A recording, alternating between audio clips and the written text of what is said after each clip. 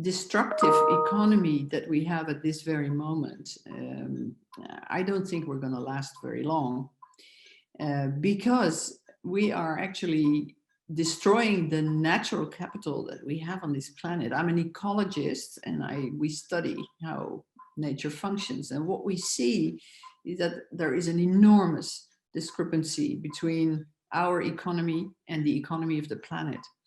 And what we see that the destruction of this planet is going so fast with this increasing population and increasing consumption. And so we must go for a reset, that we find a way to have an economy that actually fits into the economy of the planet. And that's why we wrote this perspective.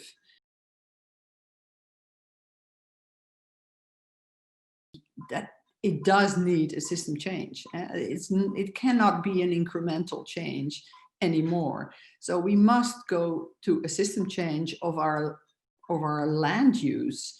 And our agricultural system right now is devastating. The intensive industrial agriculture is just not the way we can continue. We see a decline in productivity of our soils. There's a lot of degenerated soils. And so I'm very much in favor of a complete regenerative type of agriculture, which could also be to the great benefit of the earnings of our farmers. I think it is a challenge together with farmers to go to this new regenerative agricultural system. There are these vested interests that think of short-term gains and not a long-term vision of this is where we have to go.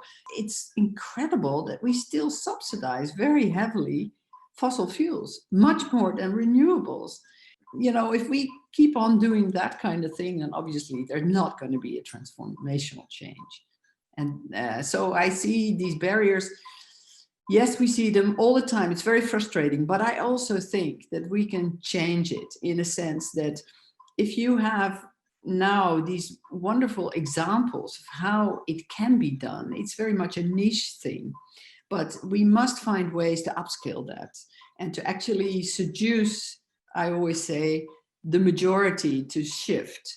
And that looks a little bit like, you know, a little change, but it's not, because it can come to a transformational change. But we have to see this whole thing much more as a crisis. So I think science and technology can help a lot, but the real change must come from the politicians, the laws and regulations, the way the financial system works, and the public awareness, because they choose the politicians as well.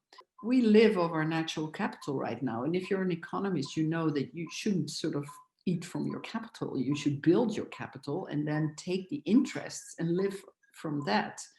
And that is not what we're doing right now. Our linear economy is very destructive. We take, make, and waste. So that can be changed. It will deliver new jobs as well. We can build the natural capital. We can change the financial system to actually invest in the right thing rather than the old thing. And I think our politicians should have the strength to think further than their own election time and restore the faith that the public have in their policy.